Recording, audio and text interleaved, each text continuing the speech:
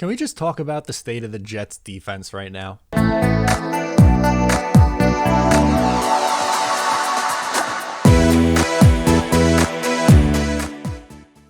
Hey, what's going on? I'm Matt O'Leary back with another video, and today I'll be talking about the New York Jets defense actually being really good.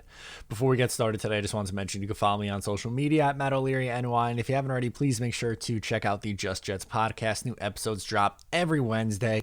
You can call in after each game. I'll try to get your reaction on the show. So I'll admit, heading into this year, I was a little bit nervous in some key areas on defense. Now, I thought the Jets' pass rush would be really good, which they have been so far.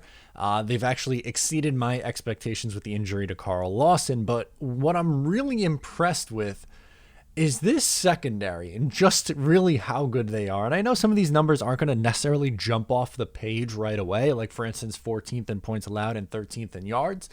That's a little bit above average, but when you consider what the Jets are working with, it's actually pretty insane, the kind of production that they're getting out of this team. Did you know that through 4 games this year, the New York Jets corners have not allowed a touchdown? That's right. Their cornerbacks have not allowed a touchdown. They've only allowed 2 passing touchdowns on the season.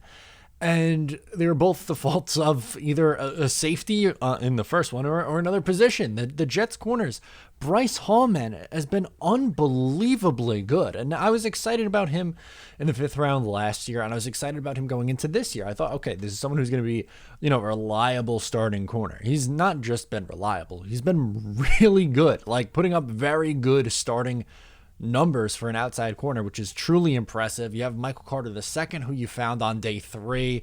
You have Brendan Eccles, like all these guys who you found extremely late in drafts for undrafted free agents who are plugging in and getting insane value out of in the secondary is just truly remarkable. I mean, you have guys like Jared Wilson and Sherrod Niesman coming in and playing at safety. Like, who are these people? No one anticipated them to be big parts of the defense, but guess what?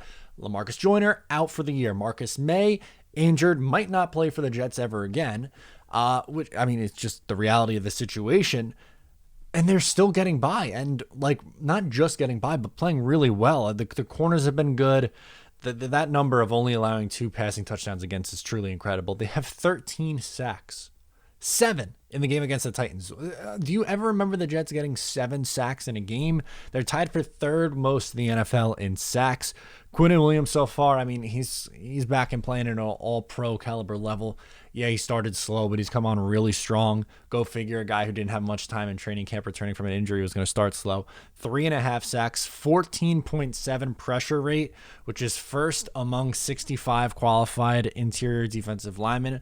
Bryce Huff, 2 sacks, 11 pressures in 4 games. I mean, this is a guy, again, undrafted free agent last year. Did I think there was potential there? Yes. Did I think he was going to be this good? No. John Franklin Myers, 3 sacks, 17 pressures in 4 games. Like, what is this number?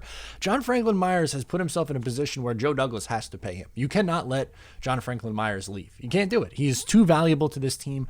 Every single time he is on the field, he's making plays, and he was given a much bigger role this year, but he's performed. Him moving around on the defensive line, he can play on the outside, he can play on the inside.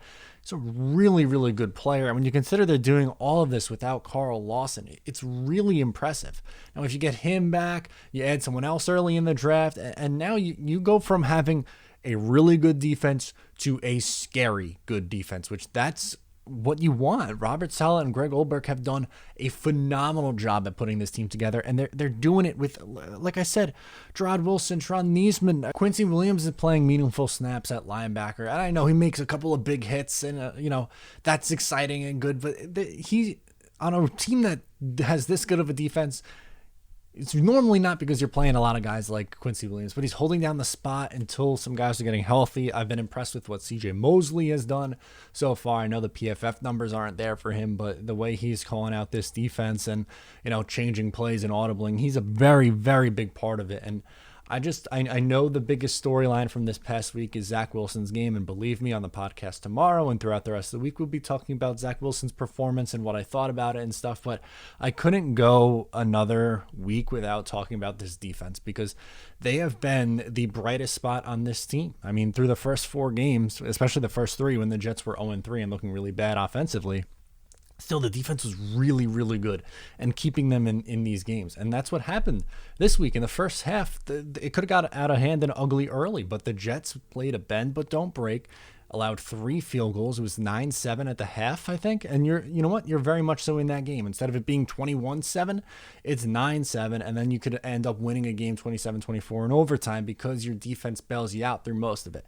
And sure, yeah, maybe they could have been a little bit better in overtime or at points in the fourth quarter and late in the game. But this is a young team, a developing team. And I mean, just look at the unit. The defense is on the field all the time because the offense normally struggles. But this past week, the offense bailed them out a little bit in the second half, which was nice. But I can't go any longer without talking about Robert Saleh and Greg Olbrich and the job that they've done with this team. Like Quinnen Williams, legitimate stud interior pass rusher. John Franklin Myers, same thing. Bryce Huff, same thing.